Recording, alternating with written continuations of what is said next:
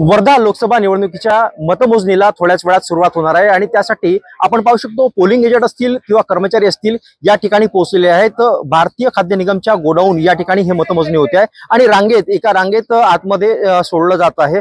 विविध राजकीय पक्षांचे पोलिंग एजंट असतील किंवा कर्मचारी असतील हे सुद्धा या ठिकाणी आहे आणि आपण पाहू शकतो कशा प्रकारे पोलीस बंदोबस्तामध्ये चोख पोलीस बंदोबस्त या ठिकाणी आहे आणि प्रत्येकाची कसून तपासणी जी आहे ही कसून तपासणी या ठिकाणी केली जाते आहे। कुठल्याही प्रकारचा ज्या गोष्टी बॅन केलेल्या आहेत त्या गोष्टी किंवा त्या वस्तू आतमध्ये नेल्या जाऊ नये याची पूर्ण खबरदारी जी आहे ही पोलीस प्रशासनाकडून घेण्यात येते आहे।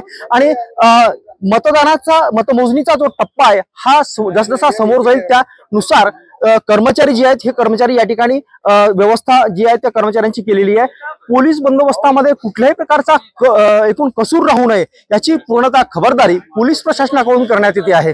आणि नेमका वर्ध्यामध्ये या लोकसभा निवडणुकीत बाजी कोण मारतं, कशा पद्धतीनं मतदानाचा एकूण मतमोजणीचा जो टप्पा आहे हा समोर जातो, कोण आघाडीवर राहतं कोण पिछाडीवर राहतं हे अवघ्या काही तासामध्ये समोर येणार आहे। त्यामुळे या सर्व घटनांकडे या सर्व गोष्टींकडे सर्वांचंच लक्ष लागलेलं आहे। एकनाथ चौधरी, एबीपी माझा, वर्धा।